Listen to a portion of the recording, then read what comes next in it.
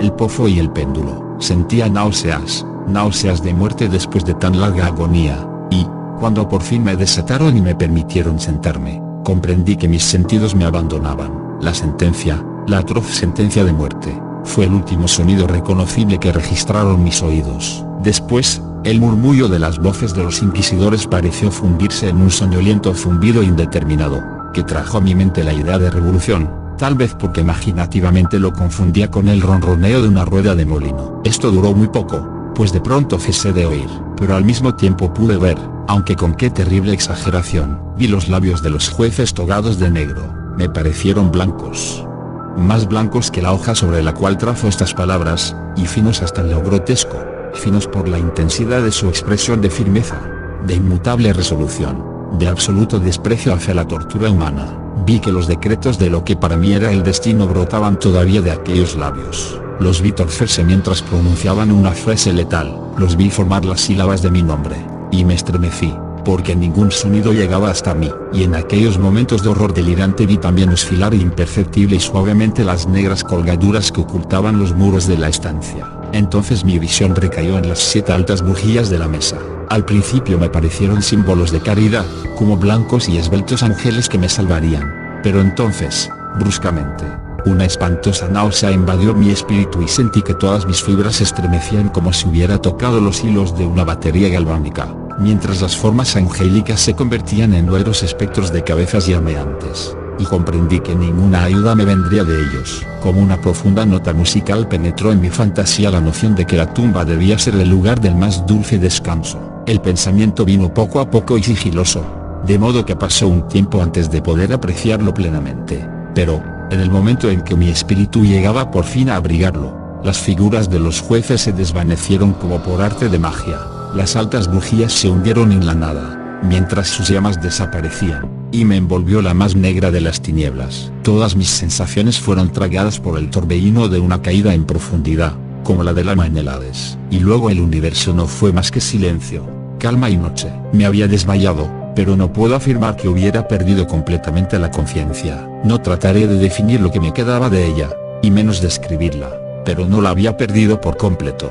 En el más profundo sopor, en el delirio, en el desmayo, hasta la muerte, hasta la misma tumba, no todo se pierde. O bien, no existe la inmortalidad para el hombre. Cuando surgimos del más profundo de los sopores, rompemos la tela sutil de algún sueño, y, sin embargo, un poco más tarde, tan frágil puede haber sido aquella tela, no nos acordamos de haber soñado. Cuando volvemos a la vida después de un desmayo, pasamos por 2 momentos. Primero, el del sentimiento de la existencia mental o espiritual. Segundo, el de la existencia física. Es probable que si al llegar al segundo momento pudiéramos recordar las impresiones del primero, estas contendrían multitud de recuerdos del abismo que se abre más atrás. Y ese abismo, ¿qué es? ¿Cómo, por lo menos, distinguir sus sombras de la tumba? Pero si las impresiones de lo que he llamado el primer momento no pueden ser recordadas por un acto de la voluntad, no se presentan inesperadamente después de un largo intervalo, mientras nos maravillamos preguntándonos de dónde proceden, aquel que nunca se ha desmayado,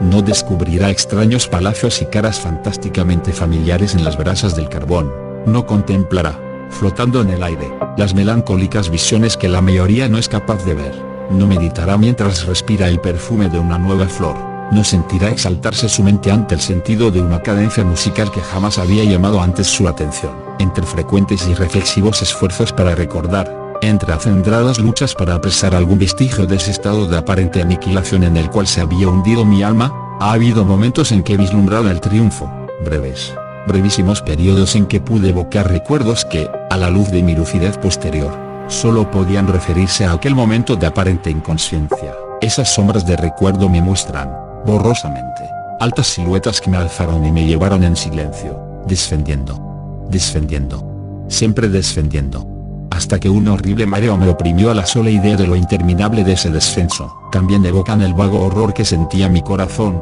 precisamente a causa de la monstruosa calma que me invadía. Viene luego una sensación de súbita inmovilidad que invade todas las cosas, como si aquellos que me llevaban, atroz cortejo, hubieran superado en su descenso los límites de lo ilimitado y descansaran de la fatiga de su tarea. Después de esto viene a la mente como un desabrimiento y humedad, y luego, todo es locura, la locura de un recuerdo que se afana entre cosas prohibidas. Súbitamente, el movimiento y el sonido ganaron otra vez mi espíritu. El tumultuoso movimiento de mi corazón y, en mis oídos, el sonido de su latir. Sucedió una pausa, en la que todo era confuso. Otra vez sonido, movimiento y tacto, una sensación de hormigueo en todo mi cuerpo, y luego la mera conciencia de existir, sin pensamiento. Algo que duró largo tiempo. De pronto, bruscamente, el pensamiento, un espanto estremecedor y el esfuerzo más intenso por comprender mi verdadera situación. A esto sucedió un profundo deseo de recaer en la insensibilidad, otra vez un violento revivir del espíritu y un esfuerzo por moverme, hasta conseguirlo. Y entonces el recuerdo vívido del proceso, los jueces, las colgaduras negras, la sentencia, la náusea, el desmayo, y total olvido de lo que siguió, de todo lo que a tiempos posteriores, y un obstinado esfuerzo, me han permitido vagamente recordar. Hasta ese momento no había abierto los ojos. Sentí que yacía de espaldas y que no estaba atado. Alargué la mano, que cayó pesadamente sobre algo húmedo y duro. La dejé ahí algún tiempo, mientras trataba de imaginarme dónde me hallaba y qué era de mí. Ansiaba abrir los ojos, pero no me atrevía, porque me espantaba esa primera mirada a los objetos que nos rodeaban. No es que temiera contemplar cosas horribles, pero me horrorizaba la posibilidad de que no hubiese nada que ver. Por fin, lleno de atroz angustia en mi corazón, abrí de golpe los ojos, y mis peores suposiciones se confirmaron. Me rodeaba la tiniebla de una noche eterna. Luché por respirar.